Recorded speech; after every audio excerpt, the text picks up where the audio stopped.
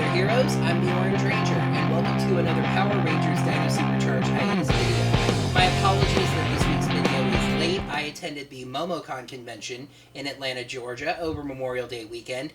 It was a wonderful time. I really enjoyed it, but I did need a couple days to recover from that. And I vlogged each day of the trip, so you're going to get the entire experience. Make sure you're looking forward to that. However, I am back home and back in the saddle, and it is time to make up for this week's Morphin Monday. You might notice that I'm seated in the big blue chair, and that's because this week I'm playing the role of storyteller. Anybody who gets really into any fandom tends to write at least a little bit of fan fiction about it, even if it's just something as simple as playground imagining. I'm definitely far from an exception to that rule and have come up with several of my own teams of Power Rangers. Usually crossing them over with things that I either did like or still do. I also got into a bit of pixel art, so some of these teams I was able to actually draw out and visualize. When I showed off some of those teams on an earlier Q&A video, some people replied and said they wanted to hear more about them. So that's what we're doing today. Today I'm going to tell you about some of these teams of Power Rangers that I've come up with. Let's take a week off from talking about the real stories of the Rangers, and let me tell you some of my stories. So let me start with Power Rangers Spirit Fury, the first team of Power Rangers I ever came up with on my own, and thus the most fleshed out. I first came up with the idea for Spirit Fury in 2004, and even today, 12 years later, and really no longer identifying as a Christian, I still come up with ideas for this team. So I'm going to try to keep this segment as short as I can. Honestly, I could make an entire video on this team alone. The story of Spirit Fury starts in Gainesville, Florida at Gainesville University. A college youth group is having a meeting, and the pastor asks the students to gather for prayer in their respective committees, each committee sending up a representative after having prayed. The leadership team sends up Chase, the president of the group, a friendly and energetic guy. The greeting team sends up Laura, quiet and demure, but friendly and excitable. The prayer team sends up Mona, shy and unassuming, but sweet.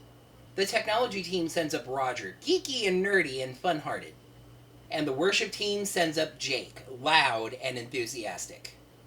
The pastor asks the five to meet at his house following the meeting.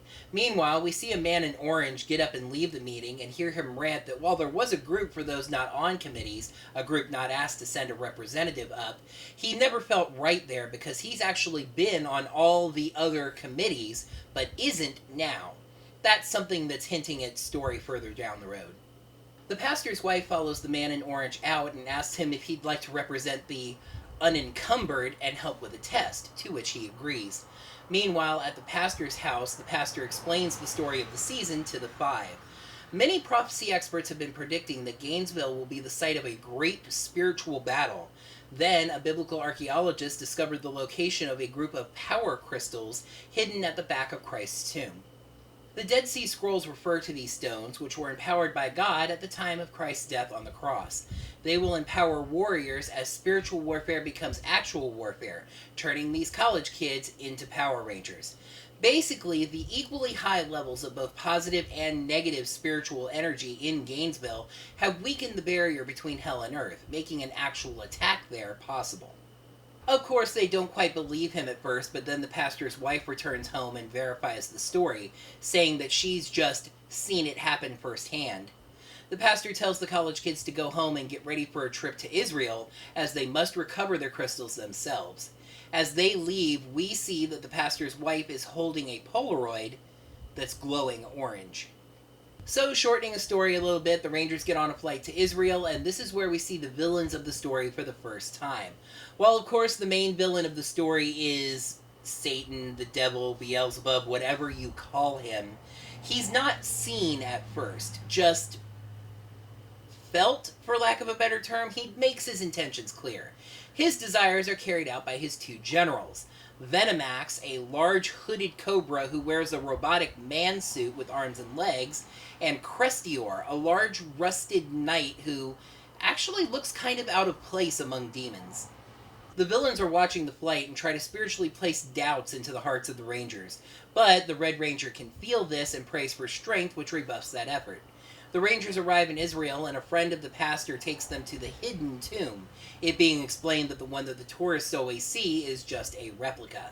The man distracts the guards, and the Rangers manage to enter the tomb. Taking a moment to pray and appreciate the gravity of the place that they've just entered proves that they don't seek the power for greed, and an angel leads them through the back wall, where there are 5 colored glowing crystals. There are slots for 6, however, so they worry that one of the crystals was stolen. The Rangers take their crystals and leave through the back, but are attacked by the generals. They fight the 2 generals and the foot soldiers for the season called demoniacs. They handle the demoniacs well enough once they remember to have faith, but the generals give them a tougher time even after their first morph, until an orange boomerang flies in and freezes the generals in place. It flies back up to the Orange Ranger standing high on a cliff. With the generals frozen for the moment, he's able to explain things to the other Rangers. He is Oscar, the man in orange we saw walk out of the meeting earlier. The man who helped the Rangers is actually the one who first discovered the tomb and the secret chamber, finding the colored crystals. He took the orange one to send it to Gainesville so the pastor could test it and ensure that the crystals were safe. With the knowledge they were safe, the other Rangers were sent to Israel to recover their crystals, with it explained that it was written in prophecy that those 5 needed to go on the journey to recover their crystals themselves. The generals finally get free, and the 6 Rangers resume fighting. The other Rangers notice that the Orange Ranger has weapons, a pair of orange crystal daggers. They ask him about it, and he says they've got their own weapons too. They summon the red lion mane shield, the pink dove wing axe, the green foxtail whip, the blue shark tooth sword, and the yellow wolf fang grips. They're able to put those weapons together, just like last week, and form the Spirit Fury blaster, which drives the generals back. A demoniac suddenly falls in front of everybody, having been punched into the air earlier. Venomax calls out to his master and asks for a touch of his dark power for this demoniac. A dark portal forms under the demoniac, and he grows. Oscar tells the other Rangers to summon their Spirit Zords with the call Spirit Zords Manifest. He doesn't know if he has a Zord yet, with the pastor having told him to hold off on trying that. The Rangers summon their Zords, the Red Lion, Pink Dove, Yellow Wolf, Green Fox, and Blue Shark, and form the Spirit Fury Megazord. After struggling for a little bit to get it working, again, it's a matter of having faith in God, the power, and themselves, they manage to destroy the demoniac. In case you noticed that opening story is pretty detailed, I've written basically a novelization of the first 2 or 3 episode arc. Let me know if you guys want to read it, and I might look into posting it online somewhere. And I've also got at least a good 40 episode premises. This is a team that will not leave my brain. As I've mentioned once or twice, I am a big fan of Star Trek, so now it's time to transition to the story of Power Rangers Starfleet. In the year 2161, the Power Rangers find themselves kind of obsolete. When Starfleet was founded, they developed technology to deal with monsters both large and small, leaving the Rangers kind of like washed-up celebrities, only called on these days to open up new buildings or to do photo ops. Really no better than the cosplayers that would imitate them. However, the Rangers realized that their powers were real and could be very dangerous if they fell into the wrong hands. So, on June 30th, 2161, the day that alien representatives met on Earth to establish the United Federation of Planets, the last team of Power Rangers met on a hill, charged their coins with as much morphing grid energy as their bodies could handle, and fired their coins into space. The morphing grid will always be a part of Earth, but these powers could be protected from falling into evil hands. Fast forward to the year 2387, 226 years later. The planet Romulus was just destroyed when its sun went supernova. A Romulan geneticist, driven mad by the loss of his world, the loss of his family, and the idea that the Federation didn't do enough to stop it, searches Earth's history for the perfect way to try and get revenge. He finds an archival history of the time of the Power Rangers, an era when evil aliens would attack Earth with genetic monstrosities that they could also make grow. It had been nearly 230 years since Earth had faced that kind of threat. and with a few simple genetic modifications to make his creations resistant to Federation weaponry, surely Earth would not be prepared for such a threat. Oh, but they were, thanks to Section 31, the secretive spy arm of the Federation. They knew about this Romulan geneticist, and realizing that he was taking inspiration from the so-called era of monsters, decided to do the very same thing. Scanning the quadrants for Earth's morphing grid energy, they managed to track down the coins that had been fired into space so long ago. 4 of the coins ended up on different worlds: Kronos, the Klingon homeworld, Vulcan, Andoria, and yes, Romulus. Each of those worlds has its own version of the morphing grid, a unique bioenergy field. So those coins retune to that field, and thus now can only be used by members of those worlds. The 5th coin, as fate would have it, caught on a nearby meteor and was returned straight to Earth. Senior cadets at the Academy, a Klingon, a Vulcan, and an Andorian, were chosen by Section 31. Section 31 also chose a Romulan who was studying at Starfleet Academy pretending to be a Vulcan with Section 31's knowledge and blessing. Along with the captain of the famed Red Squadron, a human, they were given special communicators that had been forged from the coins. Inserting their communicators into special morphing braces allows the team to morph into Power Rangers Starfleet, heroes capable of replicating weapons and moving at personal warp speed, with powerful sensors and weaponry, always ready to defend the worlds of the Federation and its allies from evil. The team is posted to the USS Enterprise E and is authorized to take the captain's yacht whenever danger pops up. This is going to cause some problems with their personal identities, as the crew of the Enterprise E may not know who among them the Rangers are. The year is 1992. At Nickelodeon Studios in Orlando, Florida, a secret chamber underneath the sound stages is opened, unleashing powerful animal spirits and manifesting a temple grounds on the nearest stage. In order to keep all of this under wraps, Nickelodeon developed a game show around the concept, explaining away any strange happenings as publicity for the show, until they were able to figure out how to remove the strange items from the stage 3 years later. 7 years after that, a group of 6 former contestants on the show mysteriously vanish.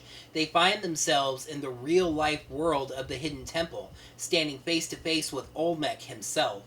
Olmec explains that they were the best, strongest, and smartest contestants on the show, which the Temple world was aware of.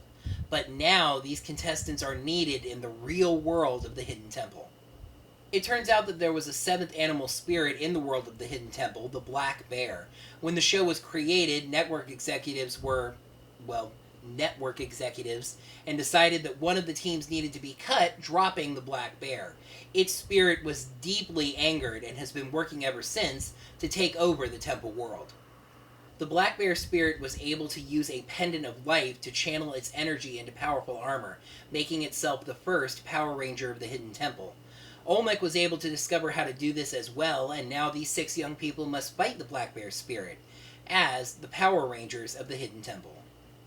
The next 3 stories, and yes, I said 3 stories, aren't quite as fleshed out, but I do have the skeletons of ideas.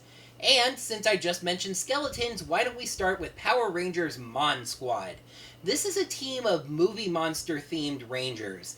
The green Frankenstein Ranger, the red Dracula Ranger, the brown Wolfman Ranger, etc., etc. The core idea I actually have around these Rangers revolves around their morphing and whether it's successful or not. You see, these Rangers channel the spirits of monsters in order to morph. These monsters don't want to be used to fight evil, they want to cause chaos and destruction. So, each time the Rangers morph, there's a chance that the monster will take over instead. The morphers have a safeguard system where they each lend power to each other in order to help contain the monster spirit until they morph. So, the more Rangers that morph together, the less chance of a monster takeover. If all 5 Rangers morph together, the chances of a takeover are next to 0.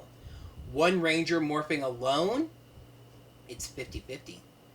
Changing tracks, what happens when the Power Rangers aren't fighting to protect an entire world, but the life of one person? In the future, when the President of the United States is elected, they undergo a top-secret, top-of-the-line medical evaluation using the very latest and somewhat secretive technology to look for any possible health problems. In the year 2052, the latest elected president undergoes this evaluation when a strange infection is found. The infection seems to be alien in origin and resists all attempts at treating it, so the Secret Service decides to activate their latest technology, minimizing technology that can shrink down practically anything. A team of the Secret Service best agents are chosen to become Power Rangers Micro Squad. A football stadium-sized base is built and then minimized to the size of a CD, which is implanted into the president's abdomen. From this base, the Rangers will fight this alien infection, which it turns out is sentient. The plan was for the infection to start out severe, but then miraculously go away while quietly moving into the brain. Taking over the president, he would meet with other world leaders, infecting them and allowing the aliens to take over Earth. The Micro Rangers must fight with powerful weapons and Zords, all small this time, to save the life of one man and the world with him. It's back to licensed stuff from my last story, Power Rangers Team Planeteer. Captain Planet and the Planeteers was already clearly Toku-inspired, a group of color-coded heroes who can combine their powers into something even stronger. As the villains of Captain Planet decide to team up once again, Gaia, the spirit of the Earth, realizes that the rings are not going to be enough. She enhances the rings to encase the Planeteers in powerful armor that can protect them from direct pollution attacks. It also gives them the ability to summon giant powerful spirit beasts to fight against giant pollution mutants and giant robots, even able to combine them into the Captain Planet Megazord. It's Captain Planet and Power Rangers. Really not much to say there. Well, I think that about does it. Thank you guys so much for sitting through the rantings of my weird little mind. And hey, maybe this inspired some of you to come up with your own ideas. In the comments below, let me know about your own Power Rangers fanfiction teams. Alright guys, for our last top 10 list, we brought together the weapons. Now it's time to do it with the Zords. In the comments below, let me know your vote for your favorite Power Rangers Megazord. In this case, we're talking about a first level Megazord for the core team only. I'll do Auxiliary Ranger Megazords another time. I realize that might be a little tricky, so just leave your vote in the comments below, and I will reply with whether or not that vote is eligible. Well, that's going to do it for another Power Rangers Dino SuperCharge Hiatus video. Thank you guys so much for watching, and again, thank you for your patience with the MomoCon delay. Make sure to like the video by clicking the like button right down below. In the comments, remember to let me know about your own fanfiction Ranger teams, as well as your favorite Megazord, and if you're new here, make sure to subscribe. And as always, may the power protect you. And as you can see, I am seated. Go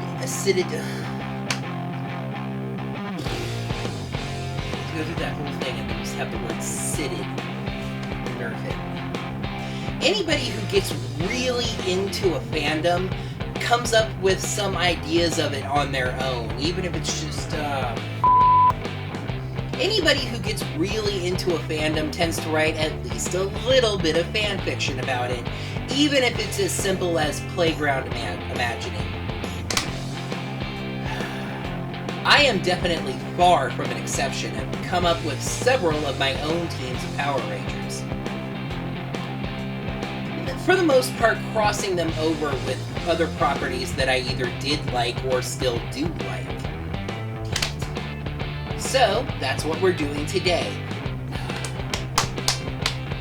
The greeting team, and we hear him rant that even though there is a group for those not on committees, which wasn't asked to send up a representative though,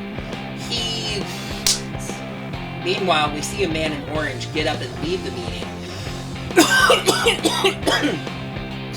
Gotta love coffee. Meanwhile, we see a man in orange get up and leave the meeting, and hear him rant that while there is a committee for those who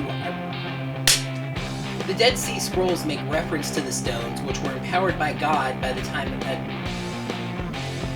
The Dead Sea Scrolls make reference to the stones, which were empowered by God at the time of Christ's death on the cross.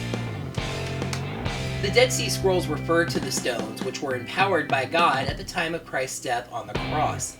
They will empower warriors. The Dead Sea Scrolls make reference to the stones, which were empowered by God at the time of Christ's death on the cross. Until an orange bloom. With the villains frozen in place, he's able to explain things to the Rangers. He is Oscar, the man in orange that we saw walk out of the meeting. He is Oscar, the man in orange that we saw walk out of the meeting earlier. A demoniac suddenly falls in front of everybody, having been punched into the air earlier. The last team of Power Rangers met on a hill, charged their coins with as much warping grid energy as their bodies could handle, and fired their coins and with a few modifications to make his monsters resistant to Federation weaponry, he finds senior cadets at the Academy, a Klingon, a Vulcan, and an Andorian, were chosen.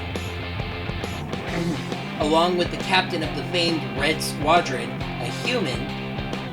Inserting these communicators into special warping braces allows the team to warp into Power Rangers Starfleet. Inserting their communicators into special morphing braces allows the team to morph into Power Rangers Starfleet. What is that line? Heroes capable of replicating weapons. The year is 1992. At Nickelodeon Studios in Orlando, Florida, it turns out that there was a seventh animal spirit in the world of the Hidden Temple, the Black Bear. When the show was... The infection seems to be alien in origin and resists all attempts at treatment. So the Secret Service decides to activate their latest advancement, microtech... In the comments below, let me know about your own personal fanfiction Ranger teams, as well as your favorite Megazord. Well, that's going to do it for another Power Rangers Dino SuperCharge Hiatus video. Thank you guys so much for watching. Make sure to like the video by clicking the like button.